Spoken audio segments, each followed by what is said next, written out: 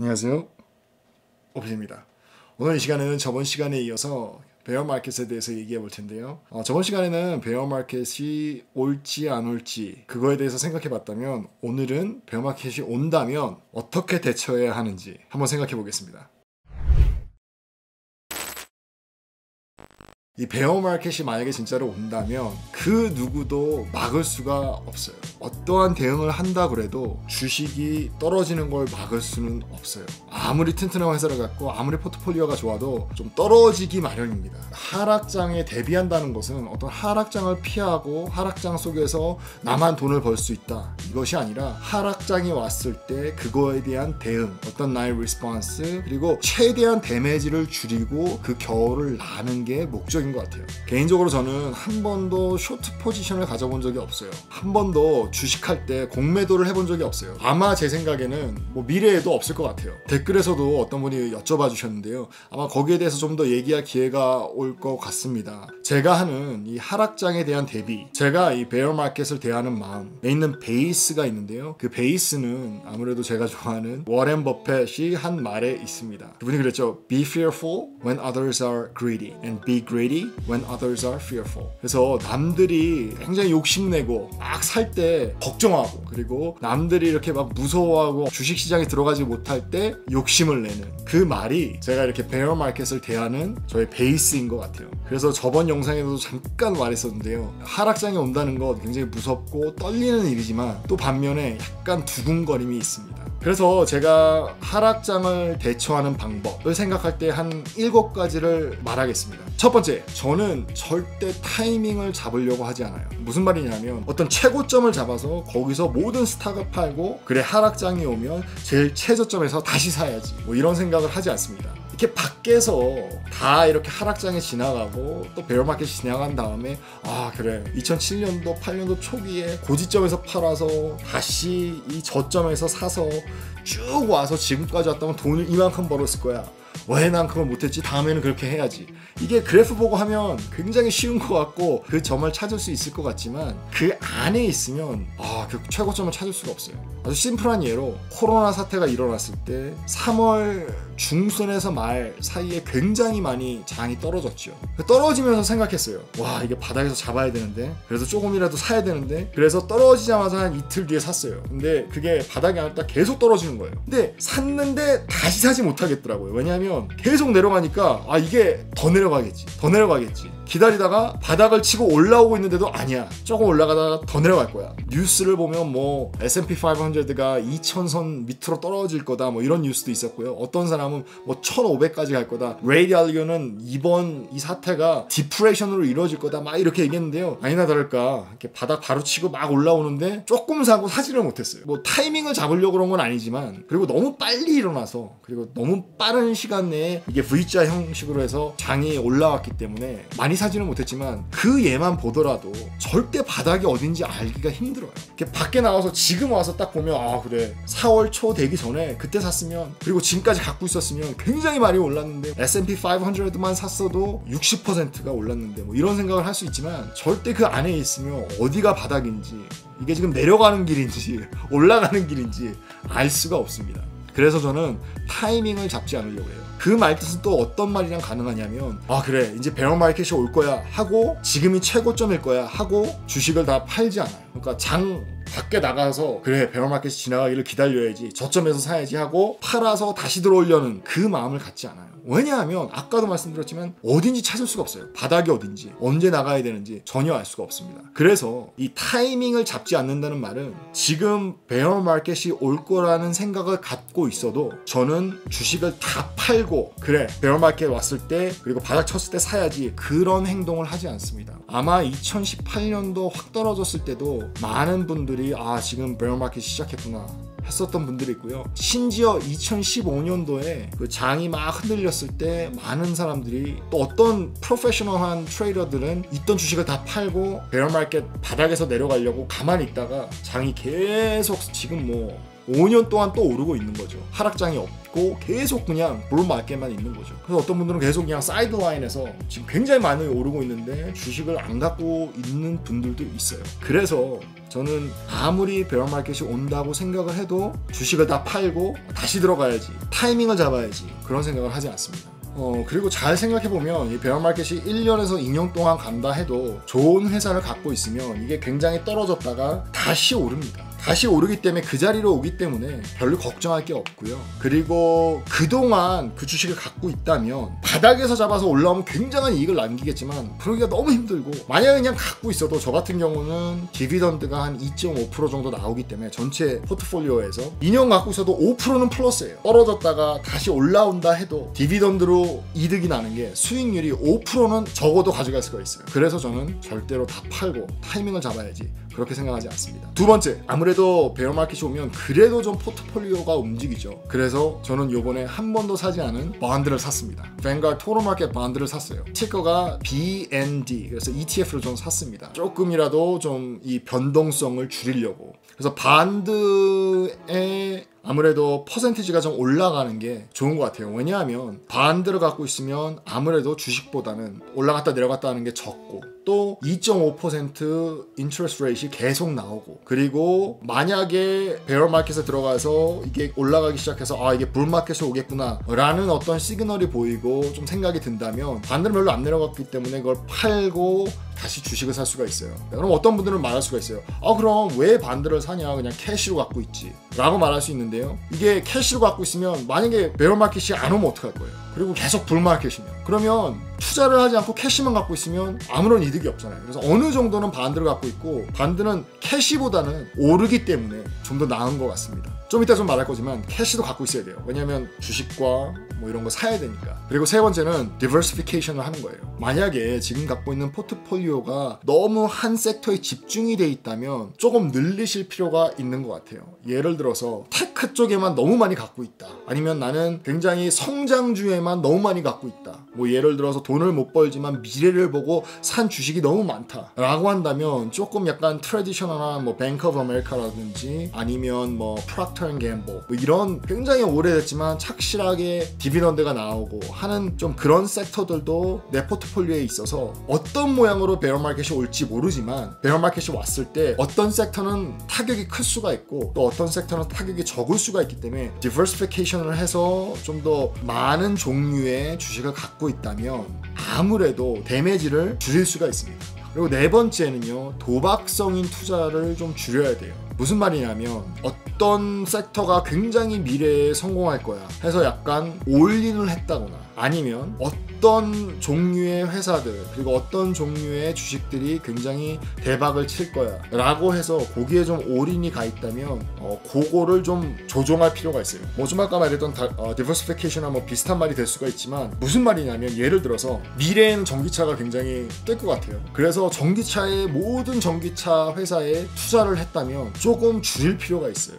예를 들어 테슬라, 니오, 니콜라 뭐 다 투자를 했다. 그래서 나는 어떤 게 오르건 그 전기차가 중요하기 때문에 모든 집중이 전기차 쪽에 되어 있다. 그렇게 된다면 이쪽은 지금 돈을 많이 벌지도 못하고 있고, 어떻게 보면 굉장히 PER도 높고 그리고 뭐 프라이스 북 레이쇼도 높고 할 수밖에 없는 게, 지금 돈을 버는 게 없지만 미래를 보고 하는 건데, 이 베어 마켓이 온다면 굉장히 타격이 클 수가 있어요. 특히 그런 회사들은 매 쿼터에 돈 버는 건 없고 계속 마이너스 어닝이기 때문에 어떤 일이 일어날지 알 수가 없어요. 그렇기 때문에 만약에 내가 니콜라도 있고 니오도 있고 테슬라도 있다면 조금 줄여서 뭐 하나를 뺀다든지 뭐 니오를 뺀다든지 아니면 니콜라를 뺀다든지 해서 테슬라만 갖고 거기만 투자하고 좀 니콜라에서 뺀 돈을 뭐 반드를 산다든지 해서 알로케이션이 필요한 것 같아요. 그래서 좀 약간 도박성적인, 뭔가 프루브가 돼 있지 않지만 그래 미래는 이럴 거야 라는 걸로만 생각해서 애셋 알로케이션이 거기에만 집중돼 있다면 그걸 좀 나누어서 한쪽에만 좀 벳하고 좀 더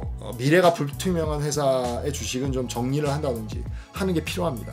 아무래도 기술주나 성장주, 텍 컴퍼니들은 역사가 길지가 않아요. 아무래도 뭐 페이스북만 하더라도 벌써 그 2008년도 크래시를 경험한 적이 없어요. 페이스북이라는 컴퍼니도. 그렇기 때문에 태풍이 오고 겨울이 온다면 아무래도 배에 탔을 때 태풍도 겪어보고 눈보라도 겪어보고 한 배들이 그런 다시 눈보라가 오고 태풍이 왔을 때 잘 이겨나갈 수 있는 것 같아요. 그런 경험이 없는 배와 그런 경험이 없는 선장이라면 조금 힘들 수가 있어요. 지금은 굉장히 좋아 보여도 좀 힘들 수가 있습니다. 그래서 약간 좀 asset allocation이 필요한 것 같아요. 그래서 좀 도박적으로 prove 되지 않았지만 그래 미래는 이럴 거야 했던 회사에 좀 집중이 돼 있다면 그거를 좀 줄이고 그리고 좀 더 트래디셔널한 회사에 조금 더 allocation을 갖는다면 도움이 될 것 같습니다. 그리고 다섯 번째는요, 제가 좀 제일 중요하게 생각하는 거예요. 캐시를 모아야 돼요. 전부 나의 asset을 캐시로 갖고 있어라 이 얘기가 아니에요. 캐시를 모은다는 얘기는 지금 뭐 갖고 있는 걸 팔아서 모아라 뭐 이게 아니라 캐시를 모은다는 건 굉장히 필요한 준비입니다. 하락장이 온다는 얘기는 모든 회사들이 그리고 튼튼한 회사 뭐 튼튼하지 않은 회사 모든 주식시장이 확 떨어진다는 얘기잖아요. 어떤 일이 있었건 간에 떨어진다는 얘기잖아요.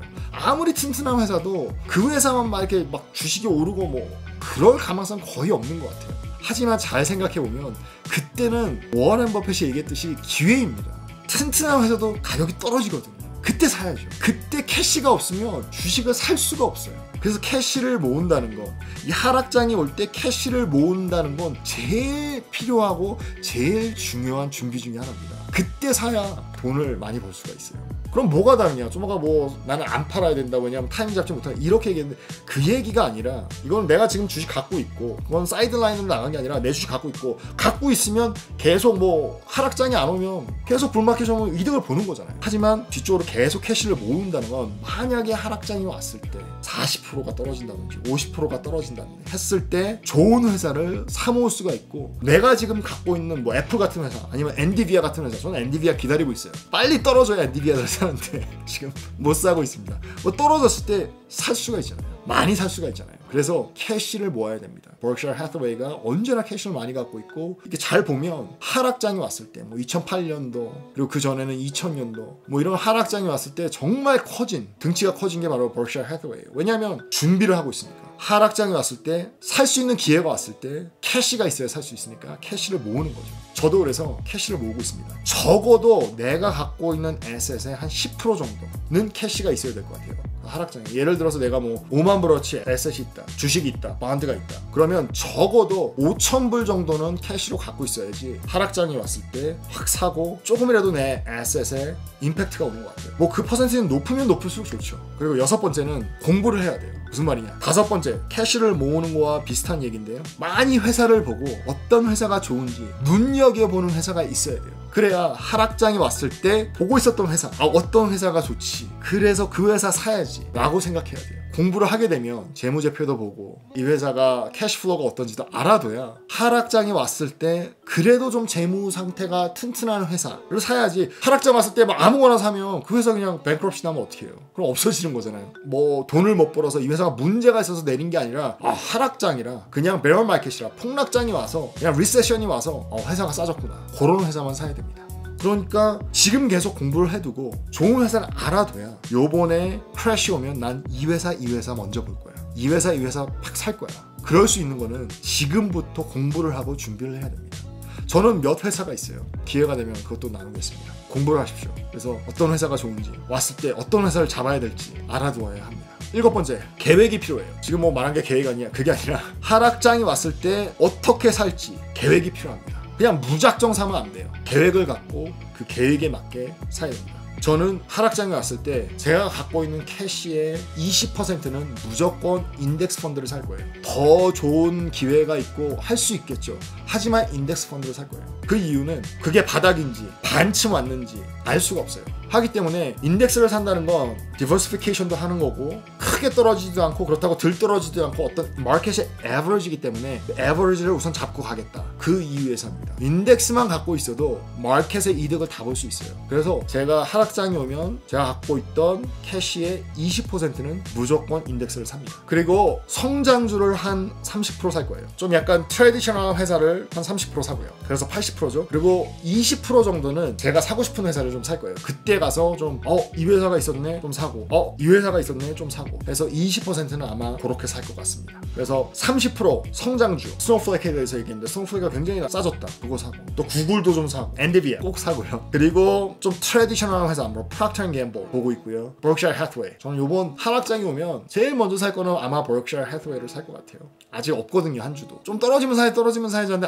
안 떨어져요. 인덱스보다 안 떨어져요. 정말 징글징글합니다. 또 20%는 인덱스 펀드 아니면 20%에서 30% 정도 인덱스 펀드 사고요. 그리고 10% 20%는 그때 가서 뭐 바겐 된 그런 스탁이 있다면 살 겁니다. 뭐 테슬라가 됐든지 뭐 모르죠. 그때 가서 살고요. 그래서 그렇게 좀 계획을 갖고 그런 섹터를 보고 사야 될 것 같아요. 그리고 그 섹터 안에서도 아까 말씀드렸던 것처럼 공부한 회사들 보고 사야 됩니다. 그리고 마지막으로 좀 필요한 계획은요. 뭐 이건 저의 생각이에요. 이건 책에서 본 것도 아니고 저의 생각인데요. 어느 정도 떨어졌을 때 얼만큼 사고 어느 정도 떨어졌을 때 얼만큼 사고 그 계획을 좀 만들어 놨어요. 예를 들어서 하락장이 왔어요. 그 S&P 500가 20%에서 30%가 떨어졌다. 그래서 이거 베어마켓이 들어왔네 하면 좀 살 거예요. 분할 매수죠. 10%에서 15%가 더 떨어졌다. 그럼 더 많이 살 거예요. 그럼 전체적으로 봤을 때 하이에서 45%잖아요. 뭐 아니면 50% 거기에 사고 만약에 제일 탑에서 55% 이상 떨어졌다 하면 막 살 거예요. 그게 저의 계획입니다. 그래서 어디가 바닥인지 모르기 때문에 그렇게 사는 게 좋지 않을까 제 나름대로는 생각하고 있어요. 뭐 더 떨어질 수도 있겠죠. 최고점에서 70%가 떨어질 수도 있고 80%가 떨어질 수도 있겠지만 뭐 그때 가서 견딜 수 있을 것 같아요. 뭐 그러면 할 수 없죠. 제가 바닥을 알 수 있는 건 아니니까. 하지만 어느 정도 떨어질 때 얼만큼 사고 어느 정도 떨어질 때 얼만큼 사고 어느 정도 떨어질 때 얼만큼 사고 그 계획이 있다면 무서워할 필요도 없고 그렇게 떨어지면 사면 됩니다. 제가 저번 영상에서 두근거린다고 그랬잖아요. 전 정말 좀 두근거려요. 이번 기회가 와야 돼요. 그래야 돈을 왕창 뭐 벌 수 있을지 없을지는 가봐야 알겠지만 벌 수 있는 기회가 오는 것 같아요. 저는 하락장을 기다리고 있습니다. 그럼 뭐 많은 분들이 이래요. 그럼 나 지금 있는 거 다 팔고 사지. 말씀드렸잖아요. 언제 올지 몰라요. 이게 3년 뒤에 올지 5년 뒤에 올지 몰라요. 하지만 올 것 같아요. 그래서 준비하는 거예요. 그게 언제 올지 모르지만 언제 올지 모르니까 지금 있는 주식을 안 팔고 있고요. 더 크라고. 그때 또 50% 올라가면 거기서 50% 떨어지면 지금 제자리잖아요. 뭐 왜 팔아요? 하지만 내일이라도 하락장이 온다면 그거에 대한 준비를 해야 될 거 아니에요. 그래서 캐시 갖고 있고 바운드 좀 사놓고 준비하고 있습니다. 제 나이가 이제 40대 중반에 가고 있어요. 저는 이렇게 주식을 일찍 시작한 게 아니잖아요. 좀 늦게 시작한 것 같아요. 그러니까 제 인생에 하락장이 몇 번 올까 모르겠어요. 큰 하락장이 뭐 2008년도에 왔고 2000년도에 왔고 그러니까 뭐 한 8년에 한 번 크게 오는 것 같아요. 뭐 조종장은 더 빨리 오지만 아주 큰 거는 뭐 8년 지금은 뭐 12년 동안 안 오고 있으니까 얼마나 오겠어요. 하지만 그때가 기회예요. 워런 버핏 Be fearful when others are greedy and be greedy when others are fearful. 네, 좀 도움이 되셨으면 좋겠습니다. 하락장 무서워하실 필요 없어요. 좋은 회사만 있다면 다시 올라요. 만약에 궁금하신 게 있으면 좀 댓글로 남겨주시고요. 오늘도 이렇게 끝까지 영상을 봐주셔서 감사합니다. 뭐 몇 분이 되실지 모르겠지만 지금까지 OPD였습니다. 감사합니다.